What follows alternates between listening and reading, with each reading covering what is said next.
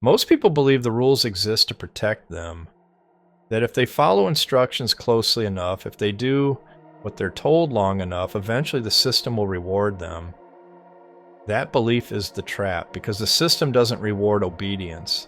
It rewards usefulness. And the moment you understand the difference, your entire view of work, money, and freedom changes. Let's start with something uncomfortable. If following the rules actually worked, most people would already be free. They aren't, not because they're lazy, not because they're unlucky, but because they were trained to mistake compliance for progress. From the beginning, you're taught a simple equation: show up, do what you're told, stay consistent, wait your turn. This model works perfectly for creating predictable employees. It does not work for creating leverage. And leverage is the only thing the system actually respects. The system doesn't hate you. It doesn't want you poor. It doesn't want you rich either. It wants you reliable.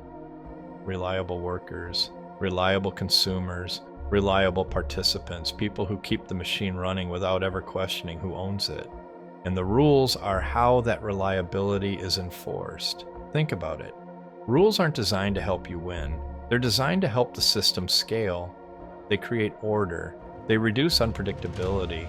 They make outcomes easier to manage. That's great for institutions, terrible for individuals who want asymmetrical results, because asymmetrical results don't come from doing what everyone else is doing slightly better. They come from positioning, ownership, and leverage. And here's the part nobody tells you. The people at the top don't break rules recklessly. They outgrow them. They operate in a different layer of the system entirely. Rules apply most strictly at the bottom, less in the middle, and barely at all at the top. Not because the system is unfair, but because rules are a substitute for judgment. When you don't own outcomes, you're given instructions. When you own outcomes, you're given latitude. That's why early in life, everything is permission-based. Can I do this? Is this allowed? What's the correct path? But notice what changes as people gain power. They don't ask for permission. They ask better questions. What creates value? What scales? What compounds? The rules don't disappear. They just stop being the main operating system. Most people never make that transition. They stay trapped in rule mode forever. They optimize for approval instead of impact. They chase promotions instead of positioning. They perfect resumes instead of building assets. And then they're confused when effort doesn't translate into freedom. Here's the brutal truth. Effort is common. Obedience is common. Compliance is common. Leverage is rare. And the system pays premiums for rarity. You don't get paid more because you work harder. You get paid more because your work moves more. Moves money, moves attention, moves decisions, moves outcomes. If your effort doesn't scale without you, it doesn't matter how disciplined you are. This is why so many high-effort people stay stuck. They're following rules that were never meant to produce escape velocity. They're playing a fair game inside a system that rewards unfair advantages. And that sounds negative, until you realize something important. You're allowed to build leverage too.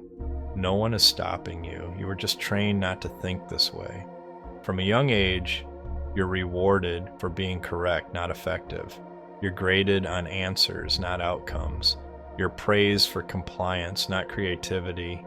That conditions people to wait for instructions, wait for validation, wait for permission.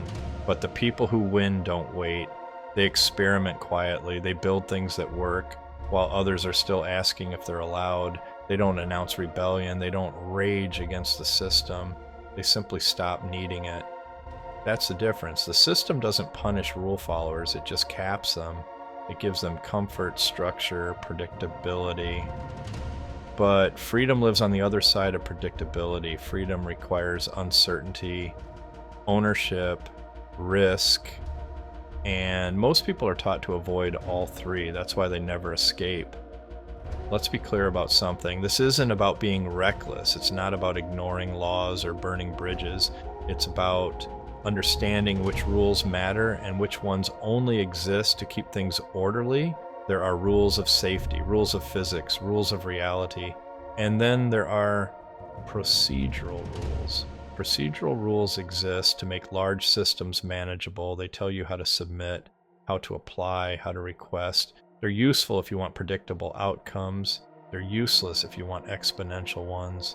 Exponential outcomes require leverage. Leverage comes from assets. Assets come from ownership.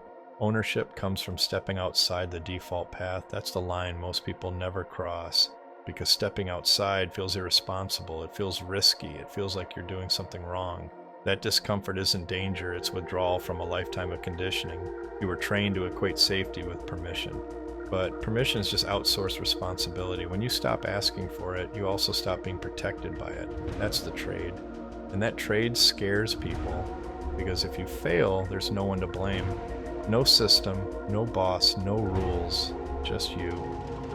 That's why most people would rather be capped than exposed. They'd rather earn predictably than risk freely. They'd rather complain about the system than outgrow it. And the system's perfectly fine with that. It needs participants. What it doesn't need is everyone winning asymmetrically. That's not how systems scale. So here's the shift you need to make. Stop asking, how do I follow the rules better? Start asking, what creates leverage in this environment? Where does effort multiply? Where does attention compound? Where does ownership replace labor?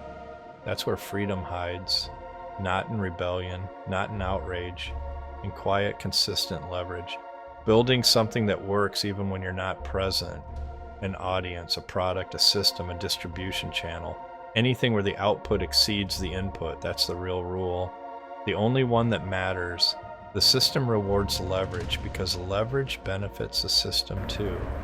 Scalable ideas, scalable platforms, scalable value. That's why creators, owners, and operators are treated differently than workers. Not morally, structurally. They sit in a different layer, and layers matter more than effort. You don't need permission to move layers. You need clarity. Clarity that rules are not the path, they're the guardrails. They keep traffic flowing. They don't decide destinations. Most people never choose a destination. They just stay in the lane they were placed in. And then they wonder why nothing changes. If you're listening to this and feeling uneasy, that's a good sign. It means part of you already knows the truth. That playing by the rules isn't wrong, it's just incomplete. Rules are for participation. Leverage is for escape. The moment you stop trying to be the best participant and start trying to be a strategic owner, everything changes. Your decisions slow down, your patience increases, your fear decreases, because you're no longer trying to win approval. You're building independence.